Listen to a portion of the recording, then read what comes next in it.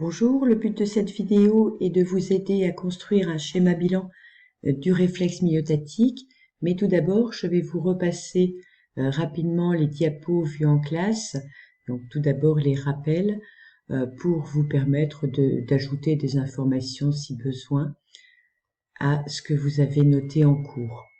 Donc retour sur les acquis et la problématique. Comment le fonctionnement du système nerveux permet-il de réaliser des mouvements? Eh bien, il y a deux manières de faire des mouvements, les mouvements volontaires et les réflexes. On commence donc ici en grand A par les réflexes. Et donc ces réflexes vont être mis en évidence au travers du TP, où vous allez frapper sur le tendon d'Achille. Donc on parle de réflexe achilléen. Et vous allez obtenir un enregistrement qui sera uniquement de cette voie-ci, parce que nous ne mettons pas la deuxième série d'électrodes. Et donc on voit un électromyogramme se construire et rien dans le muscle antagoniste parce qu'il est inhibé à ce moment-là. Les structures impliquées sont bien sûr les neurones. Alors les neurones, ici on a une vue de la moelle épinière qui nous montre bien le corps cellulaire d'un neurone. Donc le corps cellulaire, c'est cette partie qui contient le noyau et le cytoplasme, enfin du cytoplasme, il y en a bien sûr partout représenté ici en rosé. Et donc ce corps cellulaire contient cette partie autour du noyau, ainsi que des prolongements qui s'appellent des dendrites. Et on va y arriver. Il est suivi par l'axone et ce neurone se termine par une arborisation terminale, c'est-à-dire des ramifications qui vont communiquer avec d'autres neurones ou avec des muscles. Donc les dendrites sont les fins prolongements qui accueillent, entre guillemets, l'information venue d'autres neurones, le cytoplasme, le noyau. On a parfois des collatérales, et très souvent d'ailleurs, qui amènent l'information à des neurones voisins, et puis des terminaisons synaptiques dont on va reparler très en détail. Alors, dans les structures impliquées, il y a tout d'abord le récepteur de l'étirement du muscle, c'est-à-dire le fuseau neuromusculaire. Il s'agit d'une fibre nerveuse qui est enroulée, comme le montre le schéma, autour d'une fibre musculaire. Et le fait qu'il soit enroulé autour va permettre à ce neurone d'être excité quand le muscle est étiré, puisqu'il va, le neurone va donc bouger. Vous faites ce schéma dans votre cours, donc les fibres nerveuses qui s'enroulent autour des fibres musculaires. Vous avez également les annotations importantes. Un neurone, ça ne vit pas seul, ça se trouve au sein d'un nerf. Alors on a ici un nerf moteur, mais ça pourrait être aussi un nerf sensitif, d'une patte d'araignée de mer, un crabe, qui a été dilacéré, c'est-à-dire dont on a séparé les éléments. Et quand on sépare ces éléments, eh bien on voit de nombreuses fibres nerveuses, c'est-à-dire des axones de ces neurones. Alors ces axones sont soit nus, soit recouverts d'une gaine de myéline qui va permettre d'augmenter la vitesse de transmission de l'information. On expliquera pourquoi ensuite. Donc l'axone, on le trouve soit au milieu de la gaine, soit seul. La gaine de myéline qui est une protéine donc qui entoure le neurone, qui est interrompue au niveau de ce qu'on appelle les nœuds de Ranvier. La moelle épinière structure est bien sûr très importante puisque c'est le centre nerveux du réflexe. Vous devez savoir aussi la dessiner, donc vous avez représenté ce schéma avec une racine dorsale, une racine ventrale de chaque côté. On n'annote que d'un côté pour clarifier le schéma. Le ganglion rachidien, qui est une zone élargie que vous voyez ici de la racine dorsale. La substance blanche qui contient les gaines de myéline dont on parlait tout à l'heure, et la substance grise qui n'en contient pas et qui contient notamment les corps cellulaires des neurones. L'unité motrice, qu'on appelle aussi plaque motrice, c'est la terminaison du neurone moteur qui se termine, pour une terminaison, de manière très ramifiée sur des fibres musculaires. Donc chaque neurone moteur va contrôler la contraction de plusieurs fibres musculaires. On voit une terminaison sur celle-ci, mais sans doute sur celle qui est en dessous là, ou en dessous ici, ou au-dessus sur celle-là. C'est ce qu'on appelle donc une unité motrice ou une plaque motrice. Voilà comment on peut schématiser cela. Donc plusieurs terminaisons d'axones des motoneurones, plusieurs fibres musculaires et donc la fameuse plaque motrice au niveau d'une fibre en particulier. Des tailles moyennes qui vous indiquent que c'est quelque chose qui est très petit et visible seulement ici au microscope électronique à balayage. C'est une image qui a été colorisée, puisqu'en microscope électronique, nous n'avons que du noir et blanc.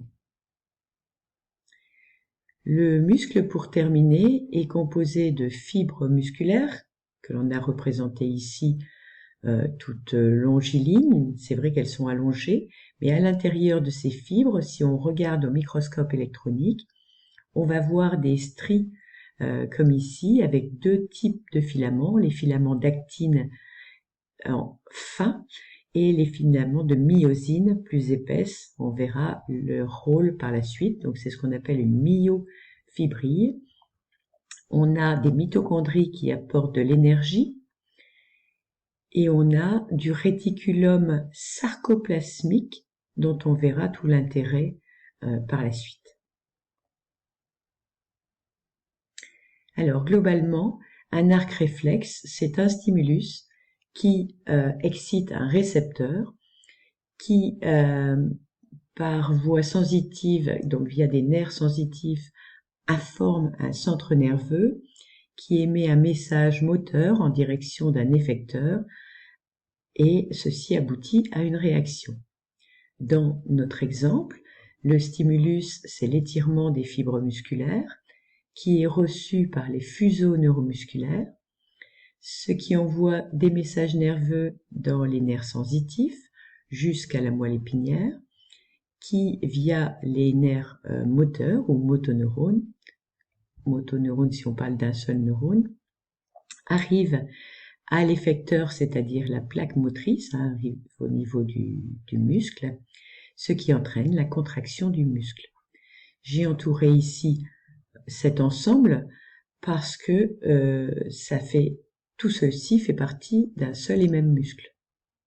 C'est un réflexe du muscle pour lui-même. Ce qui amène à la notion 76, les réflexes mettent en jeu différents éléments qui constituent l'arc réflexe. Alors, le fonctionnement maintenant en petit 3 de l'arc réflexe, grâce aux expériences de Magendie, on détermine comment circule l'information. On coupe expérimentalement chez l'animal la moelle épinière, ses différentes parties, et l'on constate les régions du corps qui ne fonctionnent plus. Donc si on coupe ici à l'extrémité des deux cornes, là où se relient les deux cornes, au niveau du nerf spinal, eh bien on constate que la région du corps qui est énervée par ce nerf rachidien perd à la fois toute sensibilité et toute motricité, ce qui veut dire que à la fois la sensibilité et la motricité étaient mises en jeu par la moelle épinière.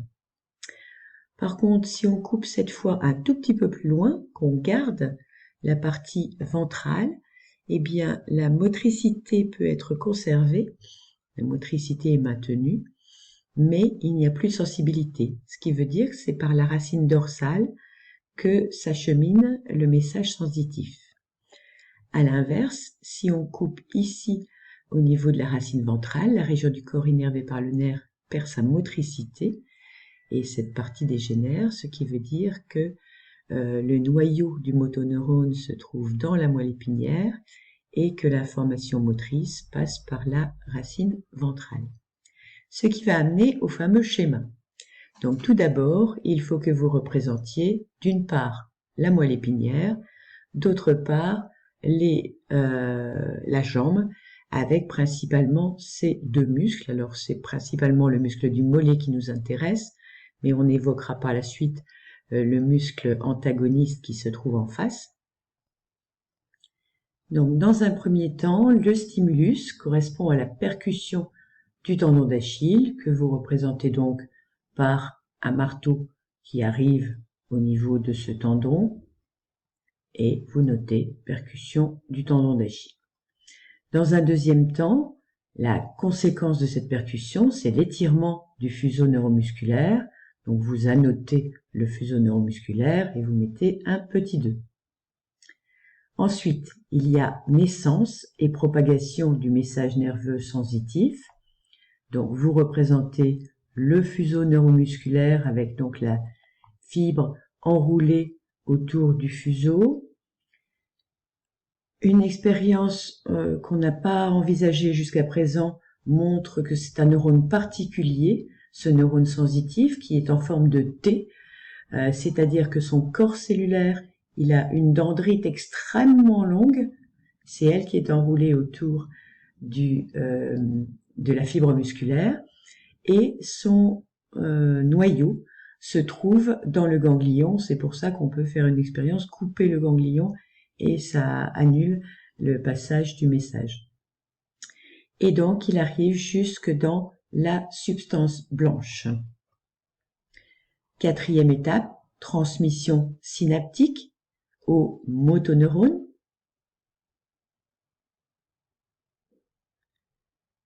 Donc, il y a une synapse entre le neurone sensitif et le motoneurone. Ce motoneurone va, lui, arriver sur le muscle. Donc, au niveau du muscle, il y a ce qu'on appelle la plaque motrice. Et là, il y a naissance et propagation du message nerveux moteur dans ce motoneurone avant qu'il y ait en 6 création d'un PA musculaire au niveau de cette plaque motrice et enfin le résultat, la contraction du muscle étiré que vous représentez par sa conséquence, c'est-à-dire l'extension du pied. Voilà le schéma que vous devez savoir faire dans une copie.